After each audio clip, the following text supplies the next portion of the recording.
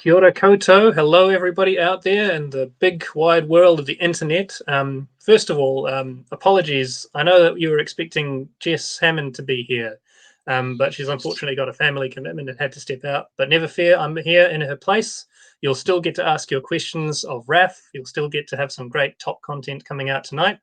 I'm Ben Wylie-van Eerd. I stand in the Hutt South electorate for the Opportunities Party. Raf, of course, is our glorious leader. So it's wonderful to see you all here today. We're really hoping to get some good conversations going, as always, and learn a little bit more about RAF, about the party, and about what top means or could mean for our country, Aotearoa, New Zealand. I orea te tuatara, ka puta ki waho. RAF, good to see you again. How are you doing? I'm good, Ben. How are you? How's South these days? Oh, Hutt South is always a stunning place to be, Raf. You should come out here a couple more times. So I'm sure we'll get you out here soon. Now, I understand that you've recently come back from a bit of international travel yourself. Yes, I was in Europe for 3 weeks. Not so much a holiday because I was there visiting my parents and dealing with things like nursing homes and dementia. So that was, quite hard work, which, a lot of people who have parents overseas will understand. And came back about a month ago, did that trip up to Auckland via Palmerston North and Hamilton and Tauranga, and that was great. And then I got COVID. So I'm 14 days on from COVID. And actually, this is the first day I felt back to normal. I still have a bit of a cough, so excuse me if I sort of splutter occasionally. So that wasn't a lot of fun. And, as we can see, a lot of people are catching it around the country as we go into this or third wave or whatever wave you want to call it. So it's it's still out there, and we need to be cautious about it. Yeah, I can understand that as well. I'm actually off traveling on Tuesday myself, so I'm being very, very cautious to stay inside as much as I can and reduce my risk there. It's still amongst us, as you say. Any reflections that you have from being in another part of the world and coming back and seeing New Zealand through fresh eyes, maybe? I mean, it's the first time I'd been overseas where people were not excited about New Zealand. All my friends in London go, I can't wait to come over to New Zealand, or how are things going there. No one was really interested. And I get the sense a lot of European countries had been through COVID. Most of my friends had had COVID. And they saw New Zealand as, a little bit behind the curve and had been sort of closed off. No one could visit, no one could move here. So, we've kind of fallen out a little bit. And you get the sense the country is struggling a little bit at the moment. And even though the PM's been overseas and saying we're open for business, we still have a huge backlog in terms of migration, can't get key workers in. And we're just sort of falling behind a little bit. So it wasn't that exciting coming back, I have to say. Yeah, I'm sure a lot of people out there can really relate to the perception that New Zealand is struggling. I think that's a very harsh reality for a lot of people out there. But hey, that's what we're here to try and do something about, isn't it? Hopefully, yes. All right, so let's get to some of the viewer questions. Can we have our first question, please? It'll come up on the screen in a minute. Half-price public transport is set to end soon. Would you support its extension beyond August? Good question.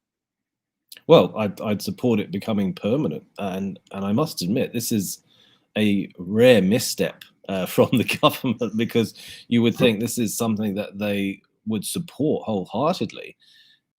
And I thought it was an excellent move. I've had a lot on a comment I made a few days ago about this potentially ending. And, people say it's saving the money and they're using public transport more. That's exactly what we want. So if you think about the desire for mode shift, the government has allocated something like, I think, 2.9 billion from the Emergency Response Fund, for climate change initiatives. I think they've got money in there that's not been allocated. And I think this is a slam dunk. We want people using public transport. It's the easiest thing that we can do. And if you make it cheaper, more people will use it. And at a time where cost of living issues are still front and center. Absolutely. And I think there was reports showing that it'd be about $250 million a year to leave it in place, wasn't it? Yeah, absolutely. So I'd be very surprised if they don't backtrack on this and suddenly go, oh, actually, we've decided to extend it, because it actually makes complete sense. And I think everyone would support it. But then actually, these are the sort of signals the government needs to send. You know, some of their stuff around, you know, making EVs a bit more cheaper to buy. I mean, that's great. But actually, for the majority of the public transport is accessible and affordable, and not everyone can afford to buy an EV, even a second-hand one. So yeah, this is where they should really be focusing, and then having really good transport plans to back that up, such as rapid bus transport, and, you know, looking at where we can improve rail lines. Obviously, Wellington and Greater Wellington is certainly an area, you know, having the train up to the Kapiti Coast and on to Palmerston North, and yeah, just getting as many people off the roads as possible is key. So yes, definitely support the extension. Let's make it permanent. Yeah, I'm with you there, Raf. I remember when the current government brought that in at the same time as they did the petrol tax cut. I thought that was one of the most cunning moves that they'd made in the current term, of packaging them together, a sort of a really good long-term mode shift kind of policy goal there, together with a very popular one of lowering petrol taxes. And that way that got across the line. People were really happy with it, but they could also get a chance to experience what it would be like to have greater public transport usership, either of themselves or just in the city in general, because you will notice the reduction in traffic that comes from that as well. Every road user stands to benefit from that kind of intervention. All right, shall we have another question? If Paul Eagle wins the Wellington Mayoralty, will you stand in Rongotai? Oh, well, Raf, you're on the spot now. Eagle won, calling Eagle won. Well, I don't know if I will stand in Rongotai, but Top will stand in Rongotai.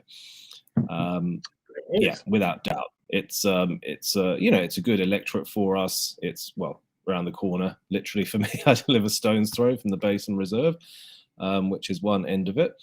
And yeah, I mean, that would give us a great opportunity. I've been trying when it would potentially take place, presumably before Christmas, but it would be very tight in terms of you know, Paul resigning and the by-election being held. But you would imagine the government will want to get that out of the way before Christmas. They won't want that rolling into next year. And to be honest, it's a bit of a risk for the government, because it's not really a win for them. It's going to be more pressure on them. So I was quite surprised that they've supported this. And of course, we don't know who's going to win the mayoralty. Obviously, the current mayor has declared today, Andy Foster, and we have Tory running as well. So it's going to be an interesting contest, and yeah, too soon to say yet who the favourite is. Yeah, I look forward to seeing that. Of course, I'll be paying most attention to the Hutt City election, where we, as far as I'm aware, we don't have any competitors running yet, but it'd be good to have at least one so that we get to have a proper race. Who's your current mayor? Campbell Barry's current mayor in Lower Hutt, yeah, in Hutt City. Okay. I thought he said he was running. I did have a conversation with him a few months ago, actually. We don't know if there's anybody else running yet, or at least I'm not aware of any declarations. Yeah. Okay. Well, exciting times. Always exciting times. Next question, please. Question from Laura Fairlight from Facebook. Question: re the meteor falling, satellite, or whatever it was today, do you think it's necessary that New Zealand needs more of a plan in regards to space junk and what that might look like? And can I say, just before you start, that I actually witnessed this firsthand. It was amazing. I was standing on Lambton Quay looking towards the Wellington Harbour, and I sort of saw this bright light out of the corner of my eye, and I looked up and there was this, you know, you sort of know how big a shooting star is, right? It's this tiny little streak of light. This was huge by comparison. It was like a big cigar-shaped light, and it just hung there in the air for like maybe a fraction of a second, maybe a full second before it disappeared. And I thought, I have never seen anything like that before. I was waiting for the bang, and it just didn't come. Well, I mean, Laura, this sounds like a plot line. I have no idea. Do you have any ideas? I think, you know, space junk and rubbish has been an issue for a long time, and if you read the reports, there is a lot of rubbish circling Earth as we speak, and occasionally some of it falls out of the sky. So I don't know, maybe they're going to invent some kind of, you know, rubbish truck that you stick up into orbit and it goes around sucking up all the rubbish and then brings it down to earth or vaporizes it or something. I don't know. But yeah, you never know what's going to come from the heavens. Sounds like something that probably requires a good deal of international collaboration to me. This kind of thing. It's another one of these things where the domain is really worldwide. You know, space junk doesn't stay sitting over New Zealand. It's in orbit. It's going all around the planet. So it's another one of these things like climate change where we need to have a sort of a global focus here. The solution is going to come from nations cooperating.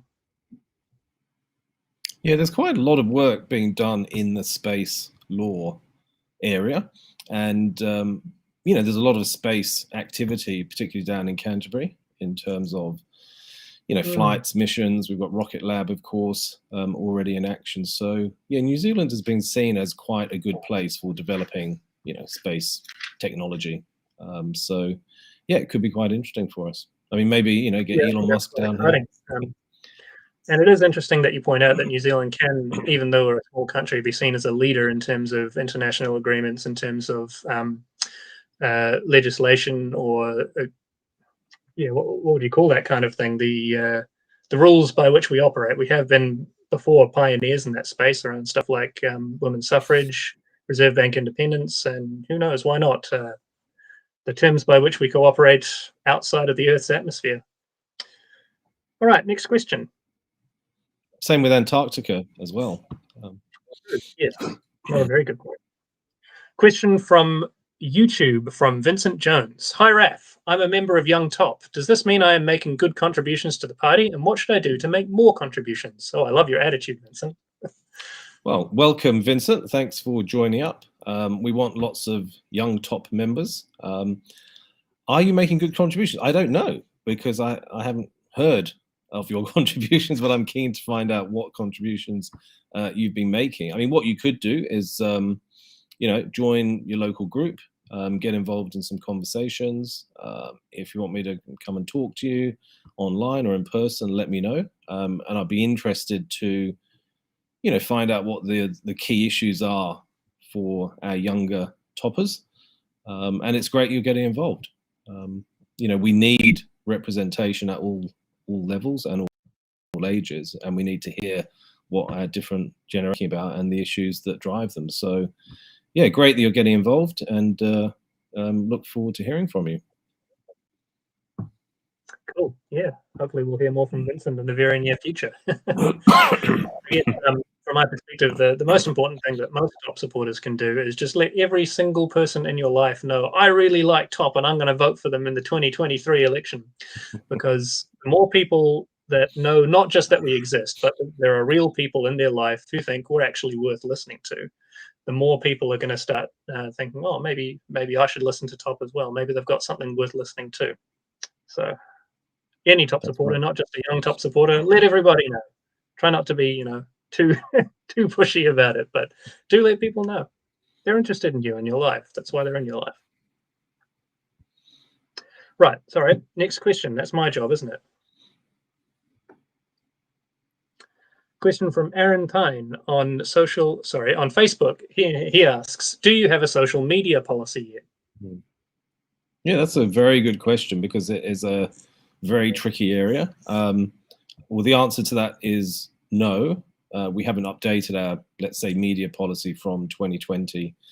Obviously, now we have the, RNZ, TVNZ merger at a cost of 320 odd million plus, which is hard to see, you know, how that's going to generate value, but that seems to be happening. But social media, in terms of regulation, there's a lot of work going on in that space. I did a piece on hate speech online and how the platforms were dealing with that recently. There was a bit of research out from the Center for Digital Hate, I think, in the US. There's a huge amount going on in this area, and I think DIA have a piece of work at the moment, so we'll certainly have a look at that. So yeah, it's a very tricky area to manage, and it's not just regulatory, also charging, you know, how are we going to deal with the big online platforms and advertising, and the way our media integrates with them as well. So I think it's something we'll take a little bit of time to think about before the next election, given that so much is going on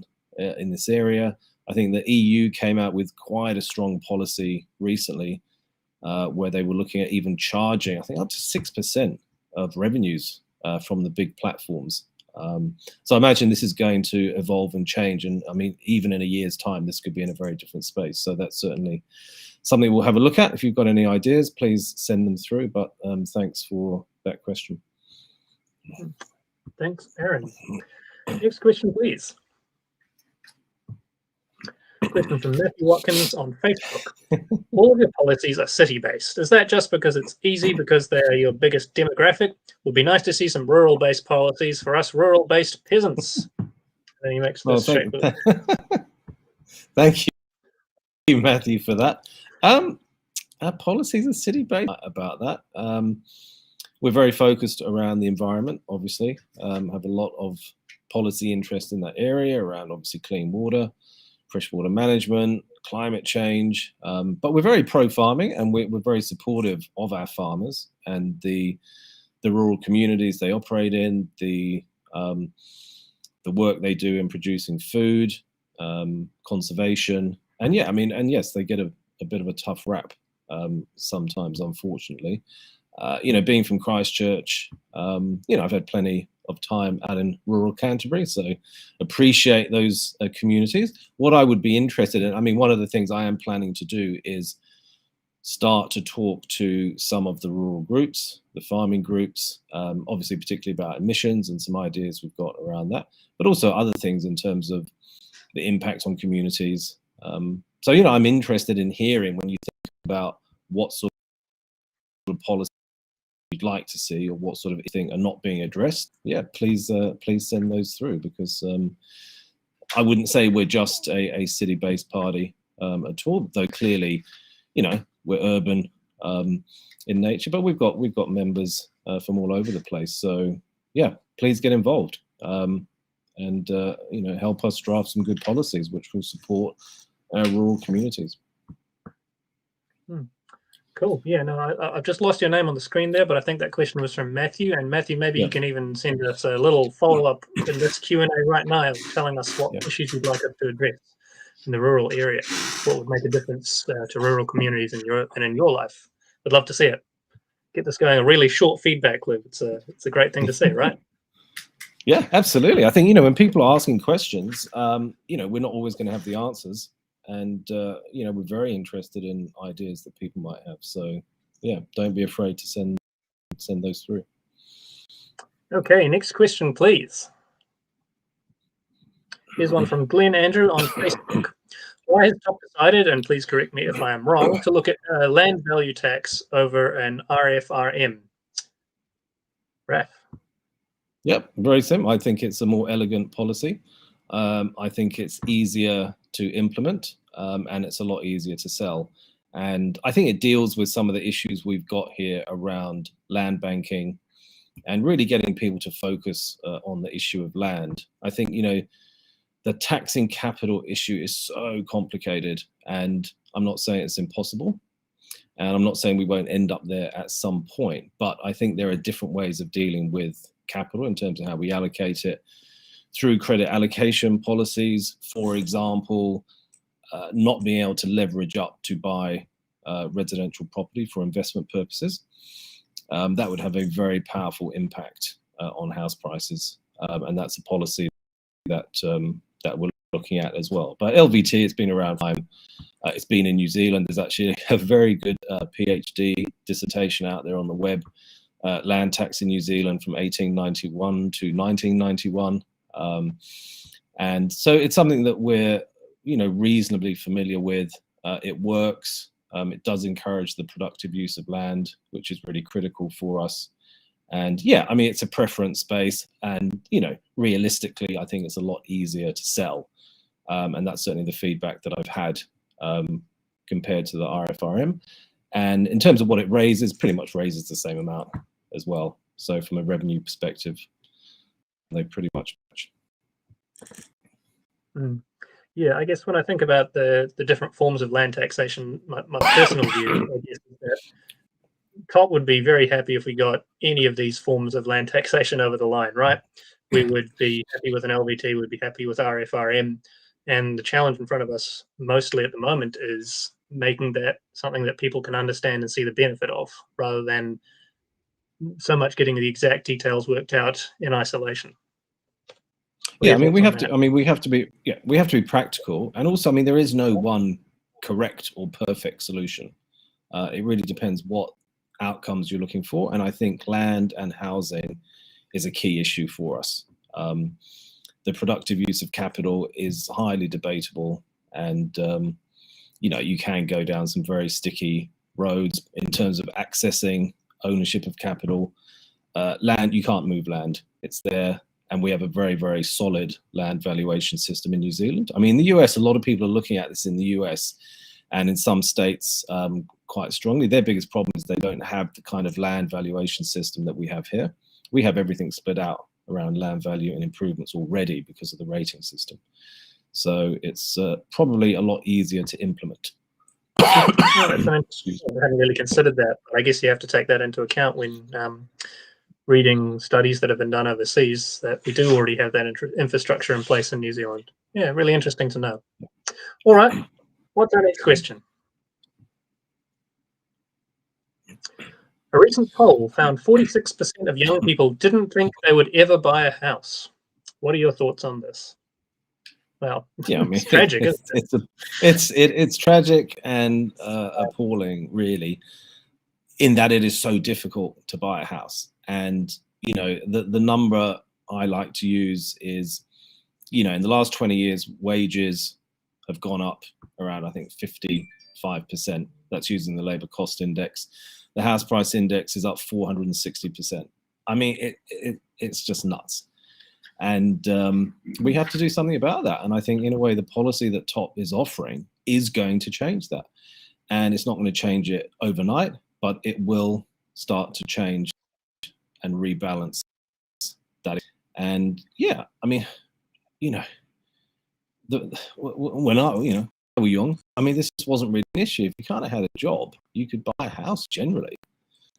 And the way credit was allocated, it was quite strict. House prices, you know, didn't go up the way they've gone up in recent times. I mean, if you think about the COVID boom, you know, primarily engineered through policy, and it's policy that was designed to boost house prices. You know, house prices went up 60% in like 3 years. I mean, that's a financial crisis any way you look at it. And we need to change that. So, you know, we know there are lots of advantages in owning your own home. Obviously, some people like to rent for all kinds of reasons, and some people move around a lot. So renting is more preferable. But that is a huge number, and that is a huge worry. And I think, you know, that's a big focus for us. So I'd say to young people, come and join up with TOP, and let's make, you know, the change that we need to make. Yeah, I guess it's getting to the point now where a young person has to be truly exceptional to be able to get themselves the security of owning their own home, and that's no way to run a country. I can't understand how anyone thinks this is acceptable or that it's a good idea, and yet, you know, the two major parties, Labour and National, are demonstrably very comfortable with what's going on. They're really not showing a sense of urgency around this. They'd be quite happy if the state of affairs continued. Is the best read that I can get on both Labour and National at the moment, which is, oh, sorry, I'm going on about this, but I am very upset about it. So, yeah. Well, it's a big issue. I mean, look at one of the biggest lenders in the country is the Bank of Mum and Dad, $22 billion. I mean, that's crazy. Billion. Yeah. So, you know, if you look at the split you get in society, it's not even, oh, you've got a great job and you're earning more than me. It's like your parents can lend you the money to buy a house. That recall a lot of our ancestors leaving. It's a big social problem. A different island in the northern hemisphere to get away from exactly that kind of society. All right, next question. Let's hope it's a slightly cheerier topic, eh? Question from Jesse Haskins on Facebook. Thoughts on lowering prices of food in supermarkets, especially meat specifically? How would you approach it? I mean, we know that competition makes a big difference. Well, I mean, yeah, competition makes a big issue. We're starting to see new entrants come into the market. I saw Soupy was doing a capital raise recently, which is great. And, the government is slowly waking up to this as a problem. And in some ways also trying to shorten the gap between the wholesalers, essentially the farmer, and the consumer. Because there's a lot of farmers saying, oh, I'm just not getting a money for my lamb. And then you work out what it's costing at the checkout and you think, hold on a sec, there's a lot of difference between, the farm price and the kind of the plate price. So trying to shorten that, buying local will certainly help. But I think more competition is going to be critical. And of course, we're stuck in an issue where we export a lot of our food, and the prices that are being paid overseas are often a lot higher than being paid here. So I guess one of the things that we try to focus on is improving incomes to take care of that. So obviously with the basic income, which is essentially a big boost to incomes. Otherwise, it's very difficult. I mean, I know some farmers, they do sell locally. They do keep back food to be sold locally. There's a lot of charitable work that farmers and butchers are doing in terms of trying to provide actually particularly meat to local communities. So, ways of supporting that might help. Local cooperatives, essentially trying to break the grasp that the big two supermarket chains have got over everything. And they know this is coming. So essentially, it's a bit like Monopoly, opening a supermarket, owning a supermarket. It's just a license to print money. And we need to focus on that. So I don't know if that answers your question satisfactorily, Jesse, but if you've got any other ideas, please let us know. So the government this week unveiled some policy changes and things that they're going to do to try and tackle this competition issue in the supermarket industry. Have they gone far enough? Is that going to do the trick? What do you reckon? Look, I don't know. I mean, they're going to appoint another commissioner. I mean, how many commissioners and commissions do we need? Just have competition. Just say any supermarket can open anywhere, and supermarkets already there cannot stop them through planning. I mean, that's it. Just open the doors. And I was, as we mentioned before, I was in Spain recently, going to the supermarket. I could not believe how cheap food was. But people locally were going, oh yeah, food prices, got really expensive. I'm going, oh my God, you should go to New Zealand. So we're kind of getting stiffed here. I mean, one thing I would add, there has been some calls for cutting GST on food. I mean, it's possible to do, but again, it creates some issues in terms of the tax coding. People will be much better off with a basic income. So when you actually crunch the numbers on how much you would save in terms of GST on food, you're going to get a lot more money back through the basic income. So that's where we'd prefer to focus and make sure there's more competition, make sure there's the ability for farmers to sell locally, and try and cut out some of those costs. I mean, we just have a lot of costs in our system, and a lot of those costs are essentially extractive costs. They're going essentially to overseas shareholders, like the banking system, which just makes money without fail, just billions and billions of dollars. Yep. So the New Zealand consumer is essentially paying for that. All right, can we have another question, please? Maestros. This question is from Rob Richardson on Facebook. I see Shari has a really good chance in the Northshore. What are you doing to promote that, to get it in next time round? I think that might be Shai. Yes, I think Shai. Yes, Shai is on maternity leave. I'm sure she's watching. Hi, Shai.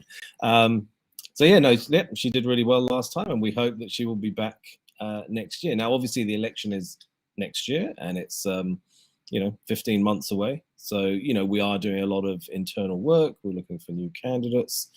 And probably later in the year, we'll start doing a bit more promotion around that. But we won't have a final candidate selection list until next year.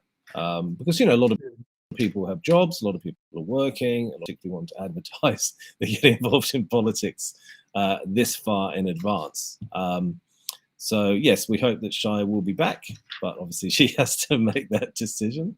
And that will be great for TOP.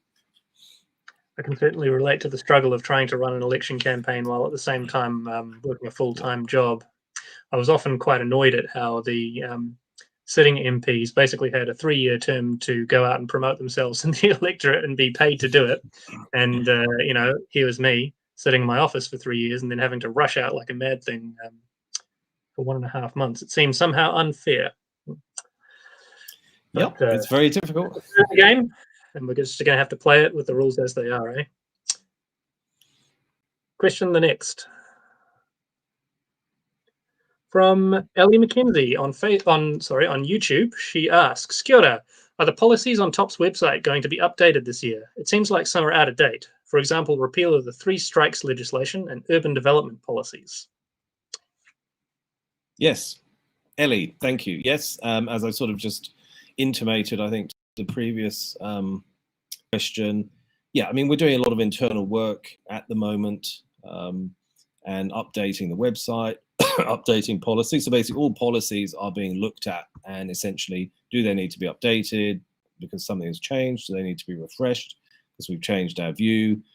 Do they need to be dropped because actually they were not very popular? And do we need new stuff? So yes, there's quite a bit in there that we still need to go through and amend. And we kind of thought, should we just take the whole website down? But no, you need to have some stuff up there. But yeah, there are probably a few pages where there is still some policy stuff which has been essentially overtaken, and particularly obviously the UDA and the Urban Development Act, and obviously 3 strikes legislation, and obviously the media. Yeah, so there's a bunch of stuff in there, but it will all be hopefully the end of the year.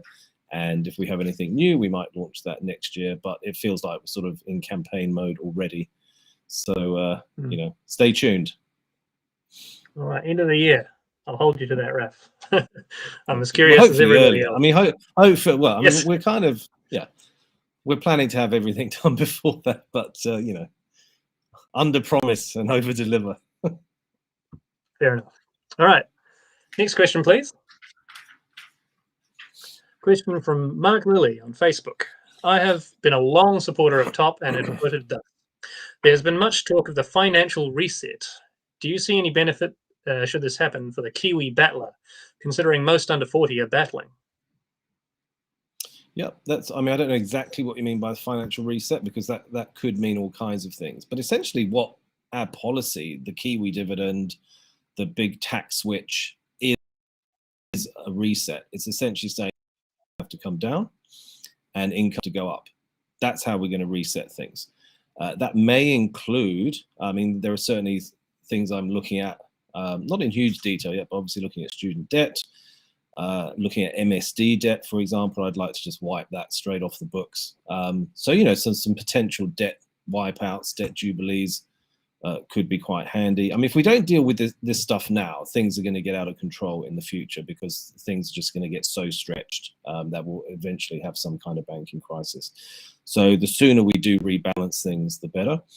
If you want to call that a financial reset, yeah, that potentially is what it could be. But I prefer to call it rebalancing the system. So the seesaw has got completely out of whack. And if it goes too high, it's going to be pretty painful coming down the other end. So yeah, we need to do it. And in a way, when you talk about under 40s, often people ask me who will benefit most from TOP's policies, and it's probably under 40s. But there are plenty of people who are struggling, who are older, a lot of older renters. So yeah, we need a reset without doubt. Agreed. Very much agreed on that front. All right, let's keep them coming. Another question, please. Question from Daniel Grover on Facebook. Hi there. What's TOP's stance on global neoliberal economics? Is it fit for purpose is it a fit for purpose policy for New Zealand as a small geographically isolated economy? Or are we just envious of our global neighbors?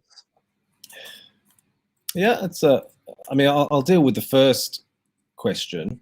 Yeah, essentially the last 35 years has been based around what we call a neoliberal approach to the economy, which is essentially low regulation, privatization, small government, and easy flow of capital. And that has been fantastic for people who have accessed that capital and being able to buy assets. At the same time, we had one financial crisis after another because the flow of capital is often very destabilizing. And certainly from when I was in the financial markets, 87, 89, 92, the RM crisis, the Asian financial crisis, the Russian financial crisis, the Latin American financial crisis, the tech wreck in 2000, 2001, and of course the global financial crisis, the one to kind of end them all, 2008, 2010, and now we're still, Europe is having problems. So yeah, is it fit for purpose as a policy? No, because in the long term, the dominance of capital essentially sucks everything out of an economy. First of all, resources, labor, and then essentially society. So we're sort of hitting, I think, the ends of that cycle, and that's why things are so turbulent at the moment. And for New Zealand, you're right, we're a small country, we're miles open for trade because we want to sell as much of our stuff as possible. And at the same time, we import a lot too. We import particularly a lot of oil. And I think we need to be thinking to ourselves, okay, what does the next 30 years look like? And what should we do that is best for New Zealand?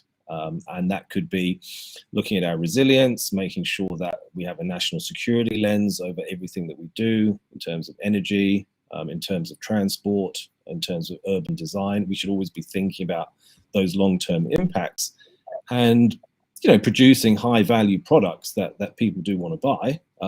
That enables us, obviously, to buy stuff from other people. So I think we are due for a realignment, which is, again, what we're trying to do. Shifting away the focus from capital, particularly land speculation, supporting income, supporting stronger communities, investing in our public services for the long term. And you can call that a more progressive approach to economics. It certainly is. And it's not just at the least cost, socializing all the costs and a few people taking all the benefits. So I think we can afford to go our own way. But still be part, obviously, of the global system. Yeah, sort of all of it's coming back again to this idea of resetting the economy in New Zealand for the benefit, or a more broad benefit than we currently enjoy, isn't it? Well, yes, and if we go back to 2017 and New Zealand First going with Labour, and if you read a lot of the commentary and speeches that Winston Peters gave in that first 3 to 6 month period, he talked about resetting everything, the end of the neoliberal era, and he did nothing.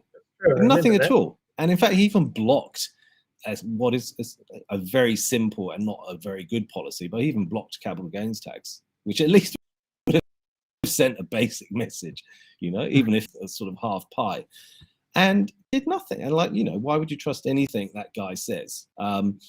And of course, Labour then, won an absolute majority in 2020. And I know loads of Labour supporters were really excited. There's going to be a reset.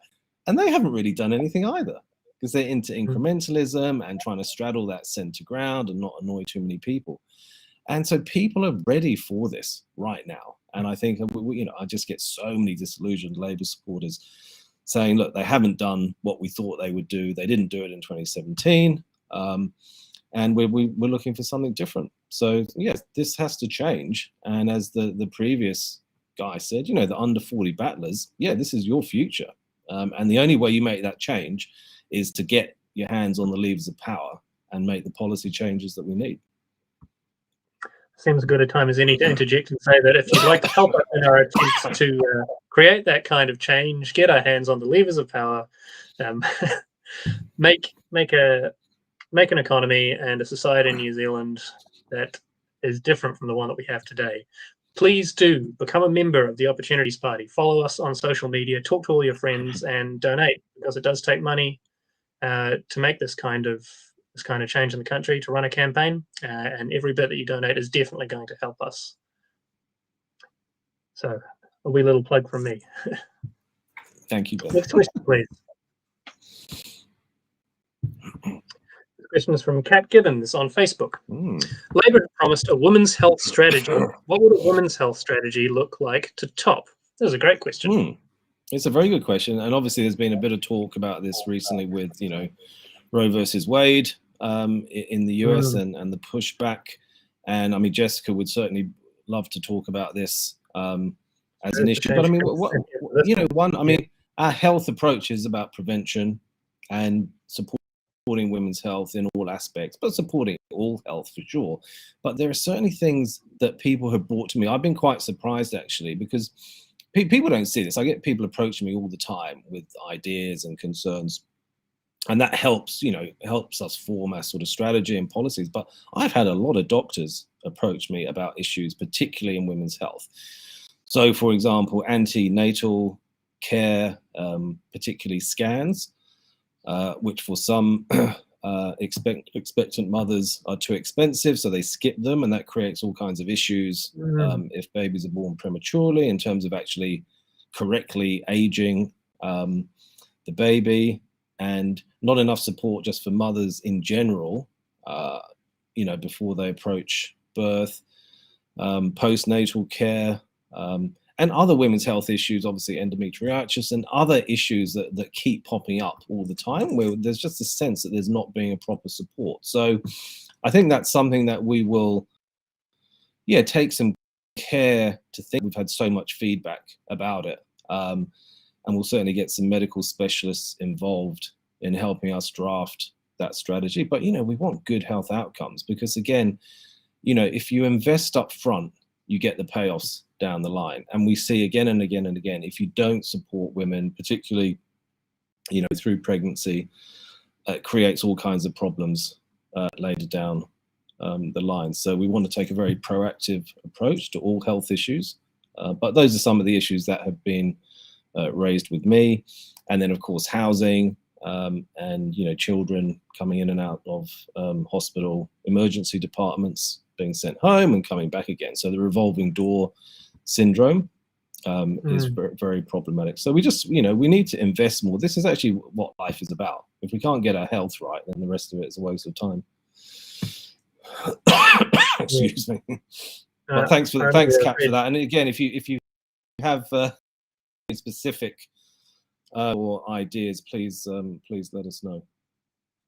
Yeah, I certainly read studies which give some pretty good evidential base to the idea that women's health has just not been invested in the way that men's health has been, even in terms of just looking at things like symptom guides to various kinds of conditions.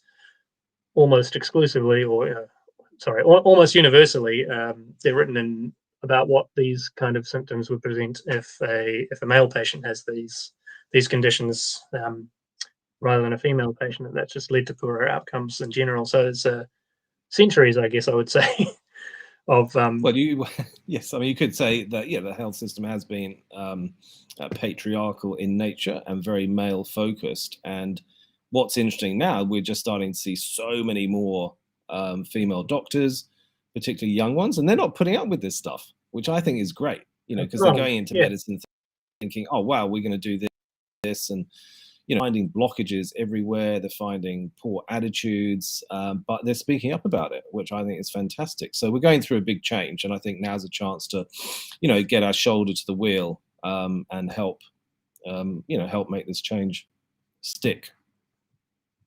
I agree. All right, let's have another question. This question is from Sandy Castle on Facebook. Do you agree with good farmland being turned into pine forests and the problem of wilding pines that come with it? Thanks, Sandy.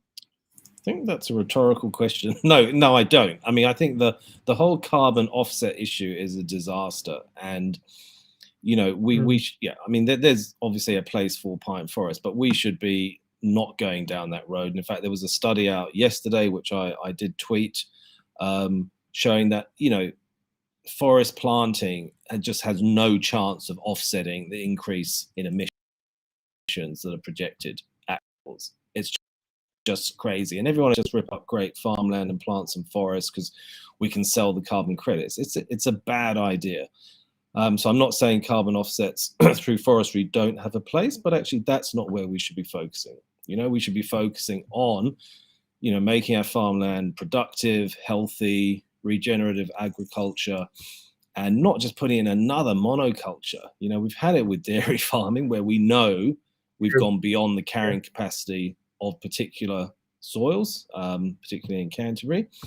And we just have to, this is such a sort of, we just do it all the time. It's like the dollars, dollar signs are there and people just slash and burn everything. And it's just not good policy. And there's some great people doing work in this area who are pointing this out as well. So I think when we look at our climate policies, carbon offsets and forestry will be a key issue. And we certainly won't be supporting this kind of whole scale conversion of, decent farmland into pine forest. So yeah, and that's not good either, quite frankly. It sort of seems to me that the more we rely on forestry to meet our carbon limit, stay within our carbon limits, it means the less that we're doing to actually stop our dependence on fossil fuels, and that is the long-term issue, right? It's just going to mean it's going to be more painful and more difficult for us in a few years down the track. We really need to get onto that stuff. It's not land use changes have had some impact, but the amount of fossil fuels that we're burning, that's the real issue here, and that's what we really need to get on top of. Yep, and it's mine. It's going. And it puts more pressure on our farmers as well. They're under the cosh anyway, and there are certain things they need to deal with. But you're right. This actually land use change is not. Cutting down forests in the Amazon is a big problem. Yeah. But planting pine trees on productive New Zealand is not the answer. Yeah, we got to make sure that we actually make the changes to get ourselves off fossil fuels. Yeah. All right, let's have another question. A question from Darren Caven. On Facebook. Raf, what are your thoughts on the seemingly long-term global labor shortage versus the concerns around automation reducing jobs? This is an interesting question. What do you have to say, Raf? Yeah, well, I think if I think back to my TEDx pitch, 6 years ago now, talking about, the potential for job losses through automation and technology and shifts. And of course, this is not going to be a straight line. And that's one of the problems we've got is we know there will be new jobs created, particularly in tech sectors, but there'll also be a lot of what are called bullshit jobs out there as well, working in Amazon facilities or whatever. And at the same time, people will start to leave the workforce. Global mix will also play in some countries. When you look at the global population forecasts out to 2070, I think 5 of the top countries in terms of population will be in Africa. So there's some huge changes. The Chinese population is actually forecast to fall quite considerably. And that's obviously due to demographics and childbirth. So in a way, we'll have some, dislocation in labor markets, and it's going to be a real problem.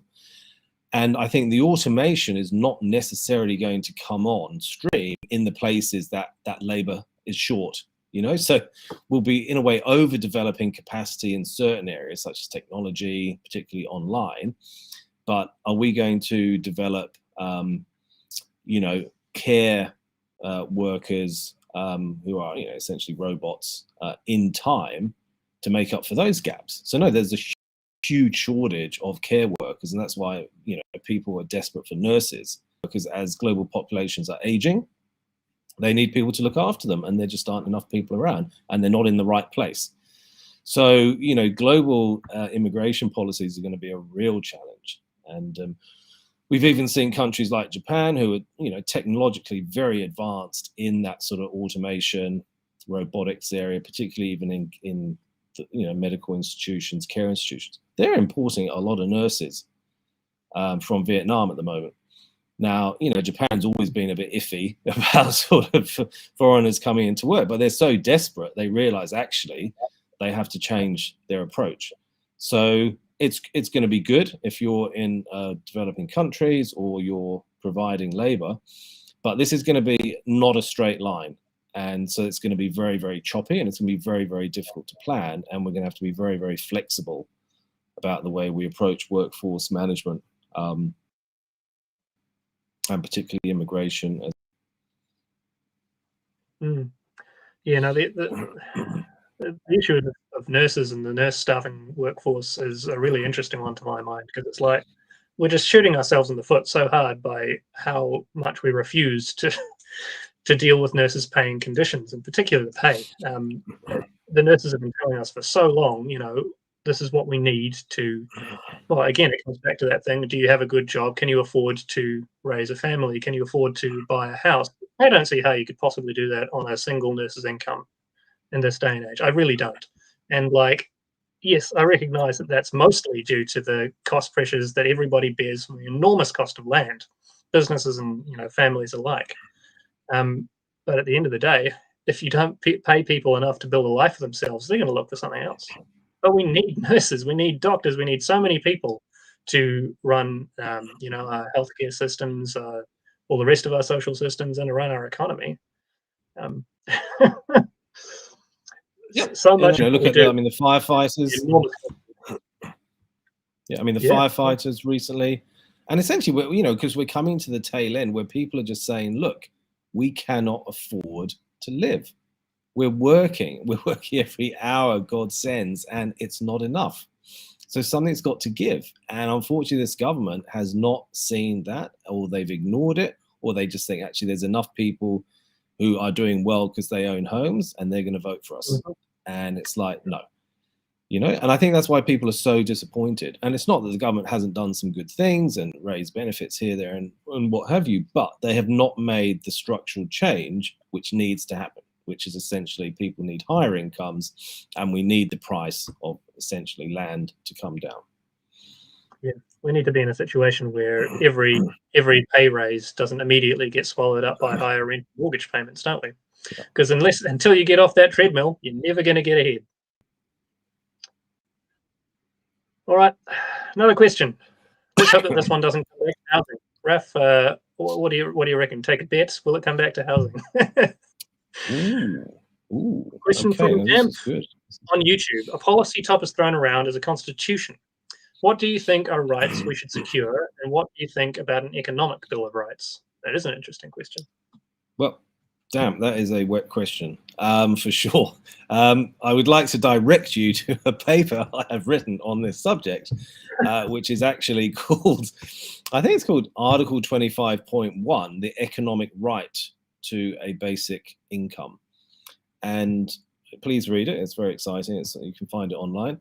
And essentially, Article 25.1 of the Universal Declaration of Human Rights is about the right for people to have a basic standard of living. And so I went, just to summarize the paper, I went through essentially all the rights charters going back to Utter and onwards, to the ILO in 1919, the International Labour Organization, obviously the UN Charter, the UN Declaration of Human Rights, and then in 1966, the two covenants on social and political rights, but also economic, social and cultural rights. And absolutely, I think this is really critical, because governments pay lip service to this stuff. You know, they go on about it when it suits them, but actually when it doesn't suit them, they kind of ignore it. So I think the right to a basic standard of living is critical. And if you think it doesn't matter, then okay, then ignore everything that we've developed over the last 1,000 odd years, and probably before that. But I think most people agree people should be able to kind of feed themselves, clothe themselves, have a warm shelter, and then let's take it from there. And I think the thing about a basic income is it actually provides freedom, and it people to make their own particular choices, slightly against those people who like, say, a job guarantee, or people who think that a basic income is some form of communism, when it's actually kind of the opposite, because actually, they just see anything to do with government as communism. But that's kind of just that way of thinking. So, we have talked about a written constitution. Looking at the work of Andrew Butler and Geoffrey Palmer on the New Zealand Constitution as a proposal, I think yes, certainly something we need to think about. But essentially, the basic income is about that. It's about giving people economic rights, and they're totally justifiable, essentially, in international human rights law. And yeah, very supportive of that. So I think Article 25.1 is the key one. Go and look it up. And the Universal Declaration of Human Rights, 1948, December the 10th, and it still stands today. And I think if we take this stuff seriously, I mean, that really gets me. You know, living in Wellington, walk around, seeing people on the streets, people homeless. It's like poverty. We should have solved that a long time ago. You know, we put people on the moon 60, 70 years ago. We can send probes all over distant galaxies, and you're telling me we can't feed people and house people? It's just, you know, oops, excuse me. Just get my thing back. So I got a bit excited there, but no, this is really critical stuff. And in fact, you know, I wrote that paper on the economic right, another paper on the duty to alleviate poverty. I mean, if we take any of our legal systems, you know, with any kind of meaning and respect, knowing that these actually have been developed over a very, very long period of time, then this stuff has to mean something. And it's critical, I think, to our society, as you've mentioned, Ben. And actually, yeah, what the hell are we here for? You know, get those basics right. We might as well pack up and go home. So thank you, Damp, for that question. I think that's a really interesting concept. I mean, if you put some kind of economic rights into a piece of legislation like that, it would actually mean that people could seek relief through the courts and tell the government through that method, hey, you're not fulfilling your duty to us to provide, I don't know, some level of, you know, it'd be very interesting to see how that might play out through the courts as opposed to throughout the political system, which is as prone to capture as it is. Let us just say that. All right, we are running close to the end of our time, so I think we can have one more very short question left. So do we have a really short question we can send us? And Raf, I'm going to hold you to a 1 minute answer. Okay. One more short question, please. In the last few minutes, it's been announced that Boris Johnson will resign as UK PM. Wow. What? On his tenure. Boris is the English Etonian version of Trump, essentially. Someone who doesn't take politics seriously, rides roughshod over rules and regulations, and yes, has some kind of charisma, connects with the people, but essentially debases the institutions that he seeks to represent and support. And I think that's really what it's about. It's not about his policies. It's just that sense that institutions are under attack. Institutions are suffering from a loss of trust. And it's politicians like Trump, like Johnson, who are actually undermining those institutions and causing a lack of trust. So I think that's really what this is about. And I'm surprised in a way that he's gone, but I think it's probably good news. All right, thank you for that, Raf, and thank you for that. Everybody who put in questions, even those that we did not quite get to answering today, if you would like to continue these conversations, I'm sure they'll keep on answering the comments on these social media events a little bit over time. But also, we have some upcoming events where you can come in person to chat with Raf and some other members of the top crew. So if you're in Christchurch on Tuesday, the 12th of July, you can go to the Bishopdale Community Centre. And in Wellington, on Thursday, the 21st of July, there will be an event up at Victoria University of Wellington. So details for those events will be at top.org.nz/events. And there are always new ones coming up there too. I'm going to get you out to the Hutt one of these days, Raf, and it won't be too long. So for all you Hutt viewers out there, Raf's coming as well. So do try to get along to some of these in-person events as well, if that's your style of thing. Otherwise, we'll see you here for the next Q&A, which will be, do we know when the next one of these is going to be? It's every month normally. Yeah, about a month from now probably. And the details of that will come along as well. But thank you, Raf, for all your answers, for being here, for giving us your time and your thoughts. And thank you to all your viewers out here for your interest and for your passion and your willingness to do anything other than the status quo in order to improve people's lives in this country and stand as an example worldwide. I think I'm really glad to have all of you here on the journey with me and you as well, Raf. So any final parting thoughts? Well, no, thanks, Ben. I think that was a really good conversation and some really, really good questions. So pretty excited about that. So yeah, keep asking the hard questions. Keep thinking. If you've got ideas, please get in touch with us. And Ben, yeah, really appreciate your correro and your helping us through those questions and, you know, engaging people in a good discussion. De nada, Raf. Anytime. All right, thank you very much, and I bid you all a very good night. Ka kite ano.